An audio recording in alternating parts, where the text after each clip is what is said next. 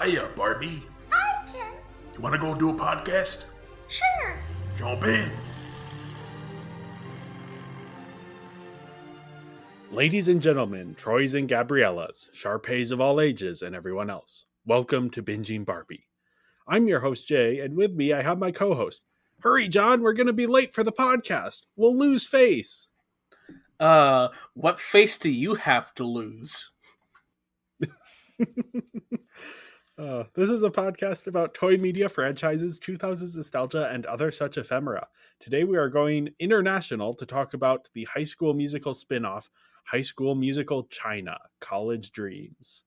And joining us once again is returning guest and my sister. What other bad things do you want to do, Emma? You already did karaoke. Is there no place you wouldn't go? Hello. I think that was the funniest line in the movie.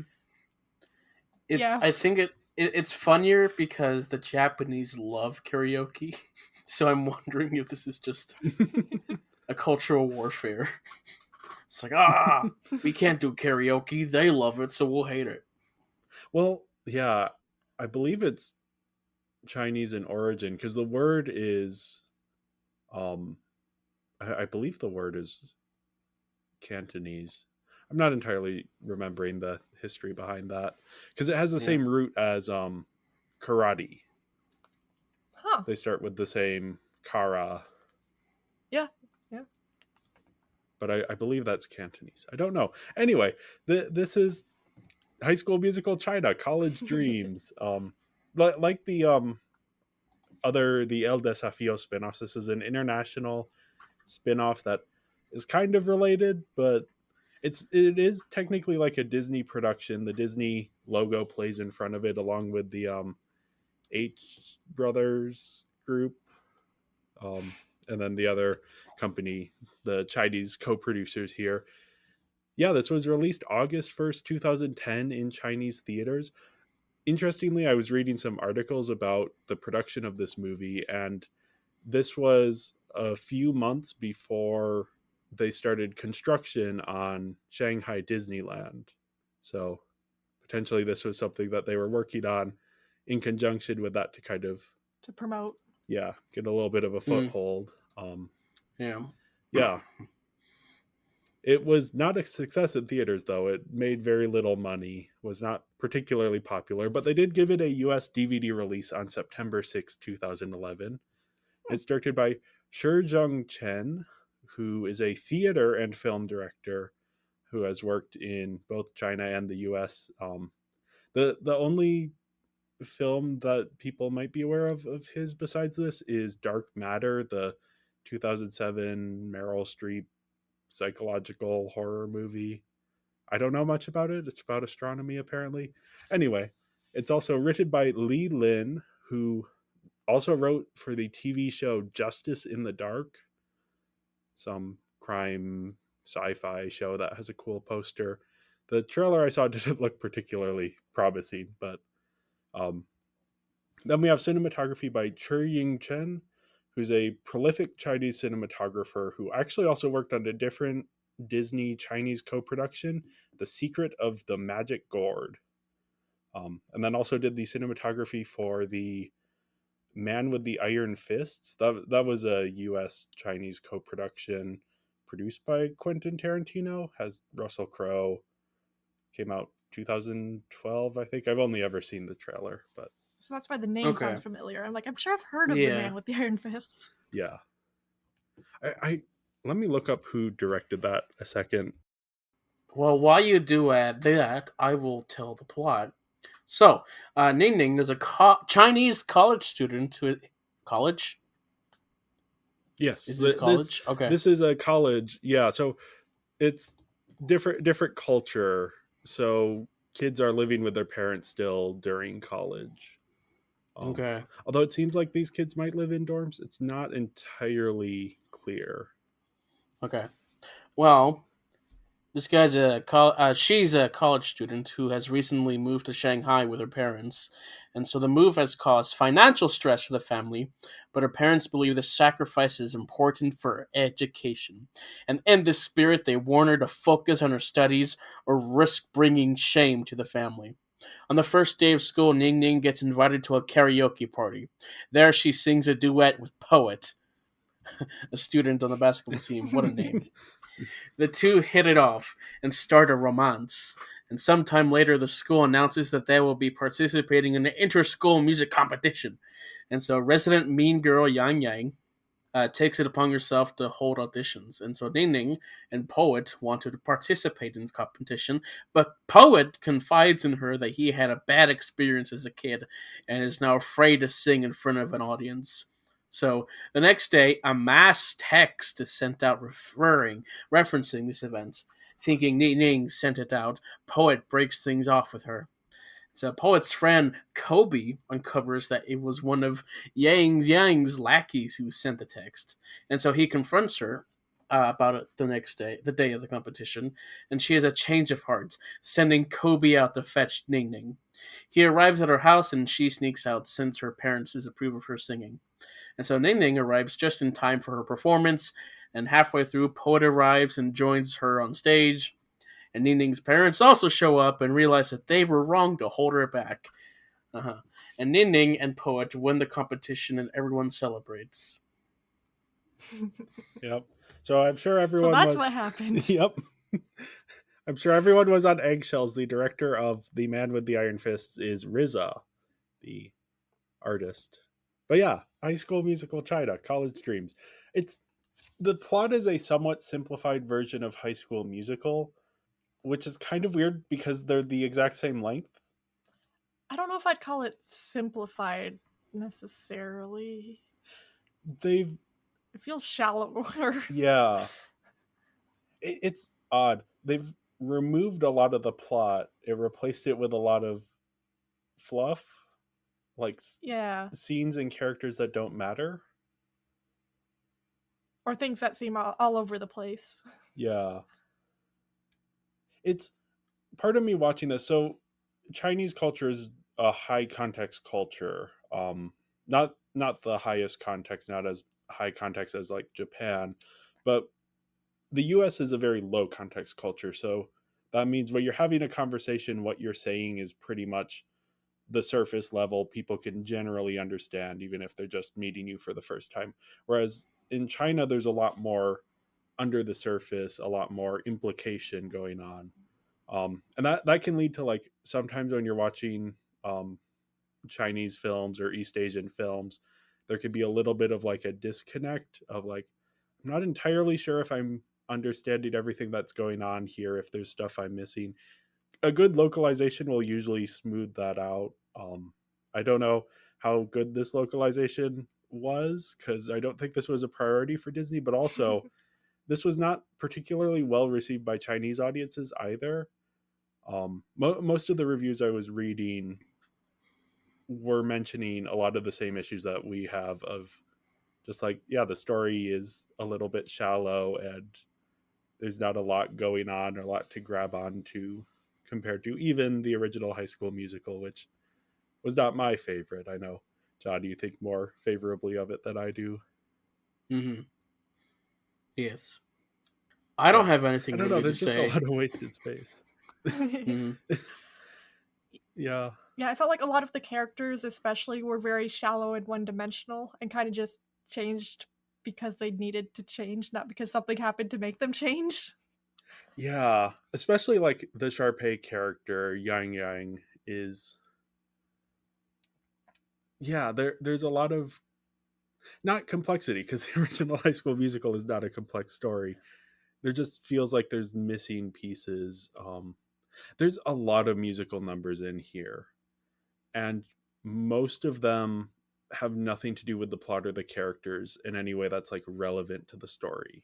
Yeah, part of me felt like, especially the first couple of songs, seemed like it was almost preaching to the audience, being like, oh, math is great, and I guess there was another one on business, or like you have to appreciate the classics and things like that. I was like, it sounds kind of like they're preaching here, and that's why those songs are there. Which, yeah, to get into some of the songs, there's that one, the like school song, which I thought that was just like setting up the school and just like, here's what they learn in the school, and this is like the general, these are the classes that they take, and here's them doing the exercises outside.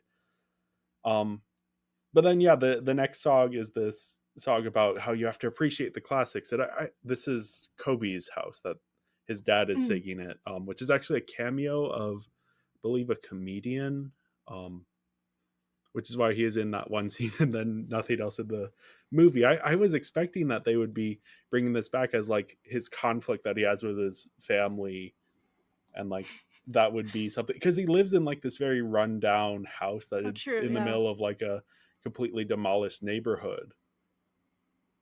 So I was like, oh, they're setting something up for this character, like he's gonna have to rise above his social status and show his parents that being modern is not a bad thing.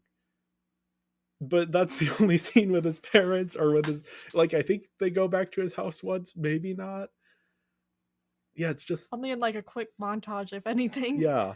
And then there's another song not long after that's like everyone dancing and singing about their future, but not in a like, this is our goals in the short term, in a like, our lives are gonna be so good. Yep. Just the future is good. And it's like every single song is like that. It's like, yeah, as you were saying, it's like preaching to the audience rather than developing the story or characters. Now that might be, I haven't seen, I don't think, any Chinese language musicals, so maybe that's just a thing with the genre. Well, I think Chinese musicals weren't really a thing at this point, though. I read it online, so it's definitely true. Okay. But it could be the thing where China just didn't have very many musicals, so this one's a bit clunky and weird. I was very disappointed that for the teaching of the classic, I think the dad's supposed to be an opera singer, but he didn't sing it in opera, which really disappointed me. Yeah. But yeah, that's just minor. Yeah, it was just very like, yeah, all of the songs kind of feel like they're designed to be taken out of the movie and then used for like PSAs. Mm-hmm.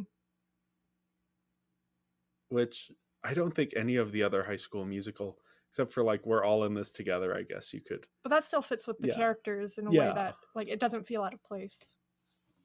Which here they do also sing We're All in This Together, but instead it's about like being happy. Yeah. Which when you have to fit lyrics to music that it was not in a different language that it was originally written in, you have to kind of make those kinds of changes. But with everything else in the movie, it's like, yeah, none of these songs are revealing much about the characters. I think the karaoke song, and then the final performance song, and then Sharpay's song, those kind of have a little bit more to do with the characters. Mm-hmm. But yeah, there's like, I think I was seeing online, there's 12 musical numbers. Oh man. So if only 3 of them are really serving the plot or the characters, you have a lot of time that could have been spent on the characters or on the story. That's just kind of. Mm-hmm. Well, speaking of characters. Yeah, well, yeah, we could give our scores. Oh yeah. I gave the plot a 1.5 out of 5. There's just so much space that should be filled with more interesting stuff. And I want to be careful, because it's like, yeah, I have watched a lot of Chinese films, but this is not a culture that I'm super familiar with. I took some Chinese in college, but it's been a while, so I don't remember much of the language. But yeah, no, this, especially since this wasn't well received by Chinese audiences, I think I feel safe to say that the story was lacking. Yeah. I've seen like Chinese dramas and stuff, but that's about it for me. So, I mean, there might be some cultural stuff going on here that makes me not like it as much, but yeah, I gave it a 1.5 as well. So, I didn't really pay attention much to this film, so I let it play in the background while I did other stuff. So, because of that, and because this is an international film, and I don't really know how to properly rate things, so I just gave most everything else a 3. So, don't expect any of this to mean anything.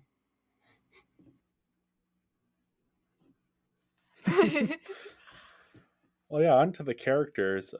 We have Ning Ning, who's the protagonist. It's kind of cool to have, because all of the other ones we've seen have focused more on the guys in the story. Yeah, that's true. Because Troy was very much the main character. Yeah. And then even in the El Desafío, besides Sharpay's Fabulous Adventure, they're all kind of about the guys primarily. I think El Desafío, I guess, still focuses more on Ryan than it does on the Gabriella character. So yeah, that is like an interesting thing to have. And she is the most developed character in the movie, but that's not saying a lot. Her conflict is that she's pulled between, on the one hand, her personal desire for, she wants to sing, she wants to date. Meanwhile, her family is very traditional, and they're like, you have to focus on your studies. And that is like the outline of a good conflict, but it doesn't really. I think part of the problem is that you don't see the struggle enough. Like, I think she actually says she wants to sing halfway through the movie. And I mean, she goes to karaoke, she sings there, she's good at singing, but you never really feel her desire to sing until she tells her parents, I want to sing. And you're like, what? I thought you were just good at it, not that you wanted to do it or anything. So yeah, I think they just do a bad job at showing what the characters want, I feel. And maybe that's part of the cultural thing, but I felt like there wasn't enough of the showing. Yeah, because I mean, the Chinese films I have watched, mostly I've watched more like the Hong Kong, like Wong Kar-wai, that side of things. And John, I know you watch like some martial arts movies as well, like the Donnie Yen, Ip Man. Yeah. So we all have some experience with watching not just East Asian cinema, but specifically Chinese cinema, and enjoying it. So it's not just like us not resonating with the culture. There is something else with the story here that's just not gripping. Yeah. I do wonder often. Part of it is like one is much more physical in action. Yeah. This one is more, I don't know, something else. But this one has like poetic. It has more of like the choreography and stuff though. So there was some cool choreography. It just feels like there's so many characters and so many of them are superfluous that it ends up hurting the development of the protagonists. Yeah.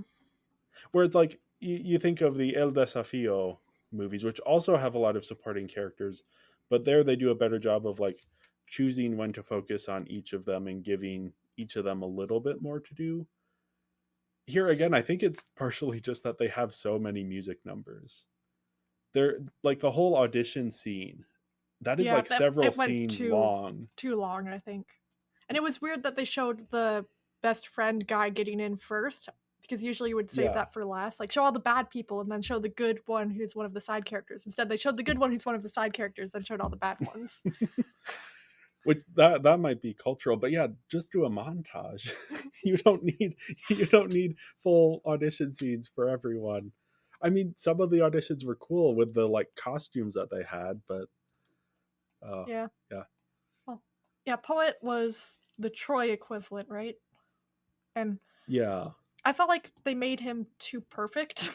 Okay. Because he was the smart kid, and he played basketball really well, and he sings just all at once. And he writes music, he plays the piano, all that stuff. So he's like the perfect guy, and there's almost no conflict to his character, because that text goes out and then he thinks he's betrayed. But even when his friend comes in and says, oh, that wasn't her, so you should go and see her, he's like, no. I think he's supposed to be like very angsty.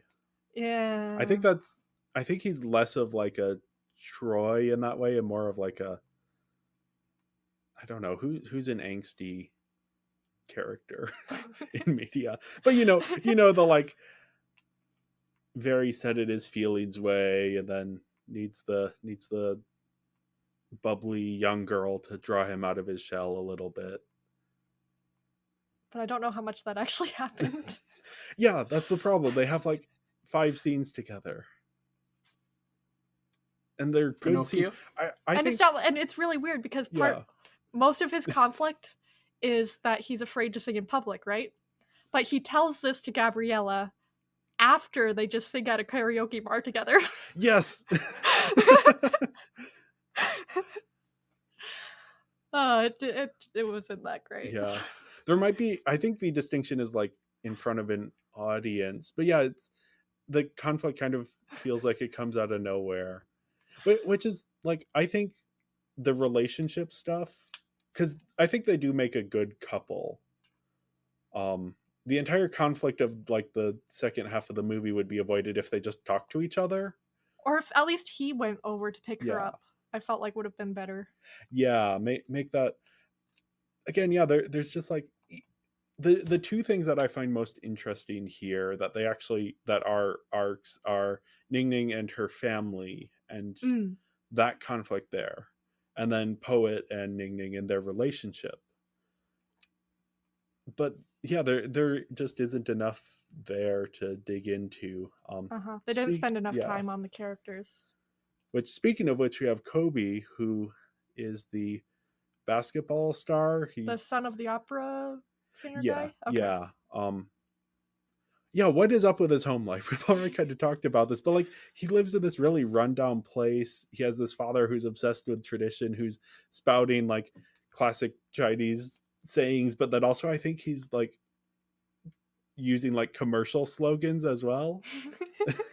So some of the things he's saying sounded more like commercial slogans, which I think was intentional. I think it's kind of satirizing that type of character. But none of it factors into anything. Once that scene is done, it's done. Yeah. Yeah, that was his whole character arc right there in that one song. Yeah. You could imagine like a version of this that is more like he has to prove to his family the way that Ning Ning has to prove to her family. You could almost give them parallel arcs, or give that story to Poet. Because Poet doesn't have much of a conflict besides he's refused to talk to Ning Ning. Yeah, and he needs to get over his stage fright. I don't believe he has stage fright.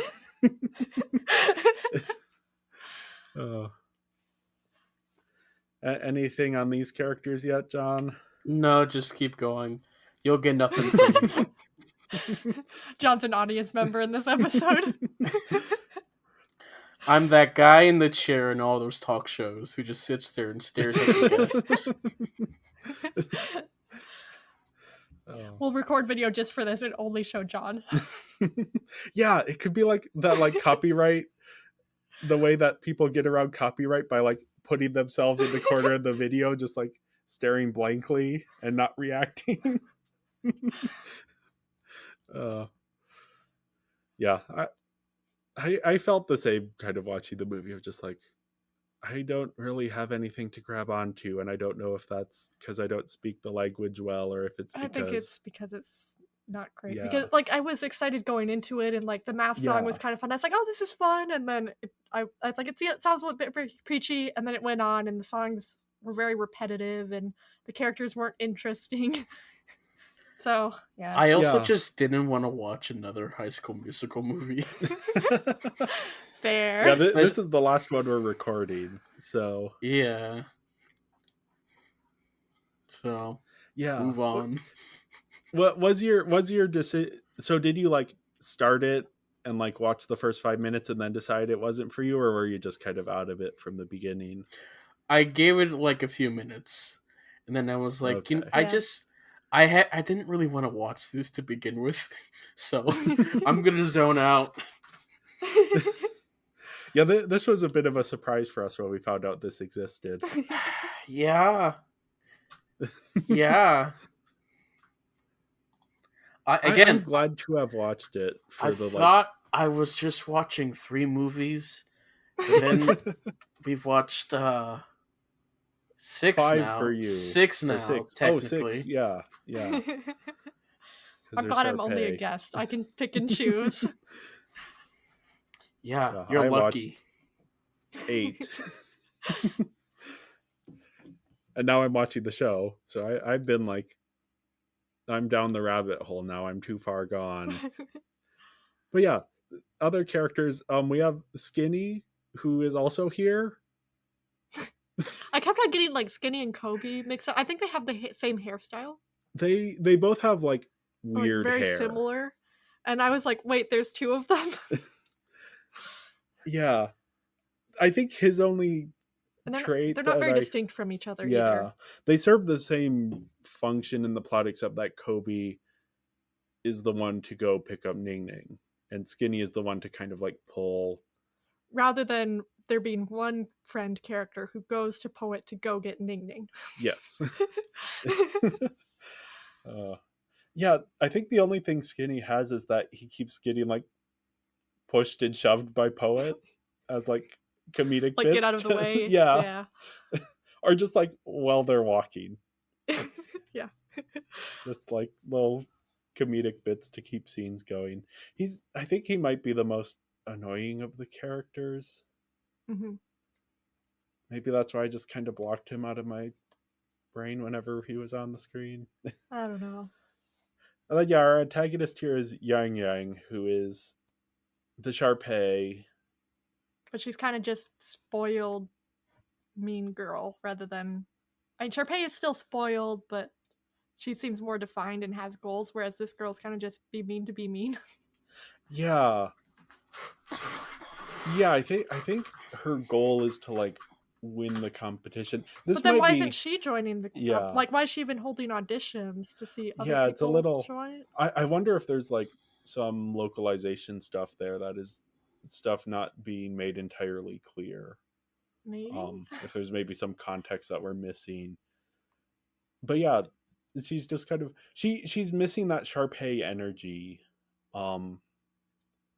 Yeah, she seems very insecure in herself too. Yeah, which Sharpay never is. Like Sharpay would never have a breakdown like that.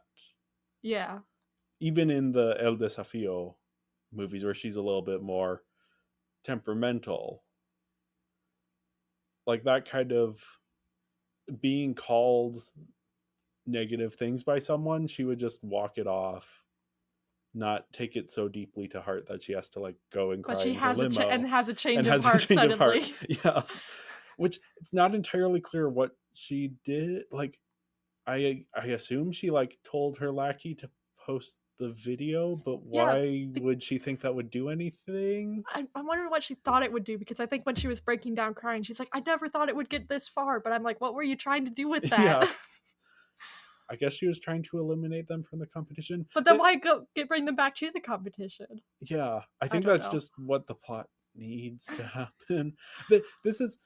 I think they're like taking the original High School Musical as a base and just like pulling elements of like what's the very like skeletal structure of the story, and then let's try and fill it out. But instead of filling it out with plot details, they filled it out with irrelevant music numbers and scenes that don't really matter, and characters who seem to have a purpose in the story but then don't go anywhere. So yeah, that's why I gave the characters a 2 out of 5. I like Poet, I like Ning Ning. I give them a 1. I think it might be that I'm a little over the Chinese having so many male leads be the perfect character. I'm just like, I want something different. Yeah, I have less experience with C dramas, so I would not know that. Yeah. 3. I don't care. Let's move on. On to the visuals. Now, John, I do want to ask, so you're watching this in the background.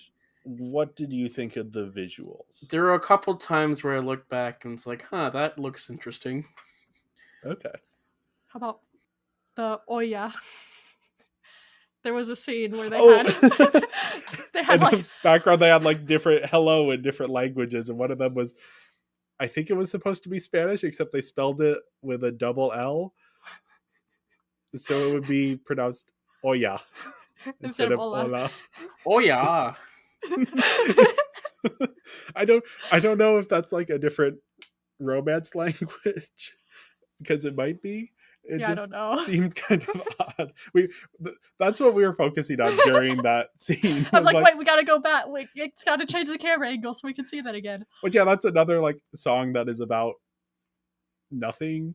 relevant to the plot. So it wasn't like we were missing anything as we're focusing on Oya. Yeah. But for the visuals, there were some like cool choreography scenes, and I think the set pieces looked decent too, and yeah, the limo was cool. The math scene, the math song, we didn't talk about that. The teacher with the business teacher. That is like my favorite scene in the movie is they like cut over to this random finance class that Skinny is in, and none of the other main characters are. Wasn't Sharpay in that one too? No, I think she was in the math class. Oh yeah, she was in the math class. So it's just this one character who is relatively superfluous to the plot, who's in this like random finance class, and the teacher's like, "Hey, if I give you these numbers, can you calculate if the company's going to go up or down?" And he's like, "No, I can't." But he like bites back in some way, and then she like, no, I like how he bit back because he's like, "I'm 5'8" and weigh 140 pounds. What's my name?" Which it's like you're giving me completely irrelevant information. I can't guess it. But then his name is Skinny, so fair. Also, yeah. I didn't actually catch that. That makes so much sense. I didn't catch that until now when you were talking about it. But yeah, then like the teacher like looks at the camera and starts like, I wish I could find the actor. They aren't listed on IMDb because she is giving the Sharpay energy that. And her pointer stick is the best. No, she has this pointer stick, and it's like the chart with the ups and downs. It is so good. That one moment, just isolated. If you showed that to someone, they'd be like, "How have I never heard of this before? This looks like the best movie ever made." But then everything around. I mean, the rest of the music number is fun. You have the math teacher who's like the cool math teacher, and he's like doing fun moves. And then you have like they're outside exercising. But yeah, that like scene, and then like they're all the room is so cool. The teacher has like this hexagon desk, and they're all dancing around it, and it gets all kaleidoscopic, and then you have after that they're like in the halls, and there's like a scene with the railing, and like the camera goes through the railing. It's like this is like there's so much energy here, and this is I think something a lot of the like mainland Chinese action films that I've seen will have is just like going completely over the top with the cinematography, the choreography, the colors, the costumes. Everything is just very exaggerated in a way that really works for High School Musical, because High School Musical is a little bit campy even at its most grounded. So to just heighten that, it's so much fun. Yeah, the visuals are great. Sometimes. At other points, it just felt like they were whatever. Okay, it didn't stand out, I feel like. I think one of the issues I saw brought up, so comparing this to the one of my issues with the El Desafío movies are especially the Argentine and Mexican versions don't really do a good job of showing off their country. Especially because the Mexican one was filmed in Argentina with the same sets as the Argentine version. So that one has a little bit more of like a telenovela type energy to it. So I was really excited though when this one starts and we're like getting shots of like Shanghai, and we're seeing the buildings and the unique architecture styles and like the streets and all of this stuff. It does spend maybe a bit too much time in the high school, or I guess college, for my taste. But that is the main setting. So yeah, I think for the most part the set pieces and stuff were good, but there were some confusing bits, and then some of the the camera work was a bit weird, like some of the cuts and things that they did. And then we weren't sure if they were in dorms or if it just happened to be that Troy and Gabriella's rooms looked really similar. Yeah, I have no idea. That would be something I would have to like research college culture in China to see what that would say. Yeah, I enjoyed seeing High School Musical set in China. That actually feels like it is set in China. Yeah. And like, yeah, the cinematography, the choreography, they're fun. I'm pretty sure China has dorms because I'm pretty sure I watched a C drama set in college and they had dorms. Okay. I mean, the other question would be if, like, what percentage of students live in dorms yeah, versus at home. Yeah. So John, did you like watch the whole of the math music number, or were you just kind of in and out on everything? Everything. Okay. Yeah, I gave the You visuals... missed the two great scenes. Yeah. Out of the how many minutes? The two great seconds. The karaoke scene, like the setting for that is very visual. It's all very visually interesting. Part of it is just like, oh, this is a setting I am relatively unfamiliar with, so all of the locations are like, yeah, it's oh, like unfamiliar, so it looks cool. And then, but there's just like an energy to it that I think the story doesn't have, but the visuals are really showing off. So I gave the visuals a 4 out of 5. I gave a 3.5. I would have given it higher, but since I didn't bother with anything else, I just left it as a 3. Now we have performances.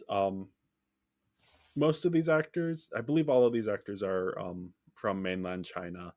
So we haven't had a lot of interactions with these actors. I didn't recognize anything else anyone was in. And even in that, most of the young actors here are relative newcomers at the time of filming this movie. Some of them have gone on, like the actor who plays poet Junning Zhang he stars in the Chinese Three Body Problem adaptation, not the one on Netflix, but the one made in China. Yeah.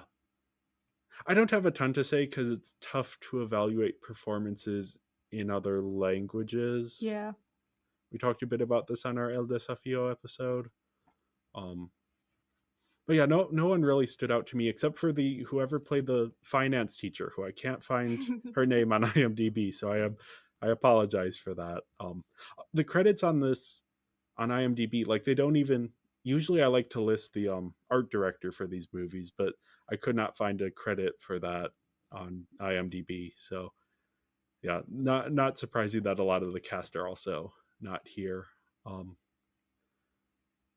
I think Yong Chen Liu, who plays Skinny, I think partly it's just the role. I think it's a very annoying role, and he's playing it very faithfully to how it is written, which ends up being a little bit of a problem. And then Gu Juan is playing the Sharpay role of Yang Yang. I think it's mostly the writing again, but she doesn't have that energy that we usually get from the Sharpay characters. Yeah. I think the problem is she was too much of a spoiled, insecure rich girl, whereas Sharpay is more a spoiled, confident rich girl. Yeah. Well, yeah, and that's why like the finance teacher has that confidence. Obviously she's probably a bit too old to be playing a high schooler, but you need an actor who is going to bring that. Although as written, like she is playing the role as written. Yeah. It's just... I'm pretty sure it's more the direction than her kind of thing. Yeah. Yeah, especially with less experienced actors, it's often a direction or writing issue. So yeah, I gave the performances a 3 out of 5. 3 out of 5. 3, you know. How surprising. I wonder if we can guess what John will rate the next one. So yeah, last up we have the sound. We've talked a lot about the music numbers. Yeah. Yep. I basically, long and short of it, I thought the music was way too samey. Like even We're All in This Together, which they played a cover of at the end, had a lot more interest musically than all the other songs. So you get like halfway through one of the normal songs and you'd be like, okay, I've heard all of this before, and you just get tired and it felt too long. So yeah, it's disappointing. I think I would give the same critique to a lot of US musicals, that a lot of the songs feel the same. Fair. So this is not like a singling out just this movie for that. One more thing, because like all the other High School Musical songs, there were a whole bunch that I liked and were very interesting, but this one, they just felt too boring. Okay. Yeah. It could also be like a depends. regional thing where I don't Yeah. particularly like the music of that region. That doesn't mean they're not well done for that region. It's just Fair. not what I Well, prefer. Emma, you like some East Asian music. Well, that's so. more like K-pop and stuff. Or and traditional. J-pop. I really like traditional Chinese music. Okay. It's really pretty. Yeah. Yeah, I do think, because there is some variation in style, but you aren't getting the like High School Musical 3. Here's the more Broadway style of it. Here's like the rock song, and here's the. Well, it's not even that. I'm thinking within songs too, because I mean, I'd have to rewatch it to say for sure, but I feel like they stay kind of very similar with the melody and what pitch they're singing at, and just the instrumental is very much the same throughout the whole song. Whereas even We're All in This Together, I was thinking of it when we were watching that in the Chinese version. It like there's ups, there's downs, it goes a bit faster, a bit slower, the chorus is different and things like that. So but yeah, I'd have to rewatch it to say for sure. Yeah, I cannot remember any of the songs like in my brain, which again, that's not uncommon for me with musicals that I don't particularly like. Especially in a different language. Yeah. So. Though I listen to a lot of non-English music, just not this style of like, I don't know. I don't tend to go for like the pop, like the J-pop, the C-pop, the K-pop, the Euro-pop. I do Europe-pop sometimes. Anyway. But like more classic, like ABBA. Anyway, yeah. I think the Yang Yang's performance song is fun. It's every one of these High School Musical movies has the sort of Sharpay performance song, and those are all usually pretty good. I do also like Ning Ning's final performance song. I think the emotion of it is good, and you feel the emotion in her and Poet having this connection on stage. Mm-hmm. I didn't care by that point, so I barely paid attention. I was wondering, why is he dressed so casually? She's in a dress, and I'm like, oh, it's because in the first movie he was in his basketball clothes, and then she was dressed up or something. So I think that's why they did the casual thing. But the only reason he was casual was because he was sitting at home not wanting to do it, even though the misunderstanding had been resolved, and then suddenly he decides to go do it. It didn't make sense.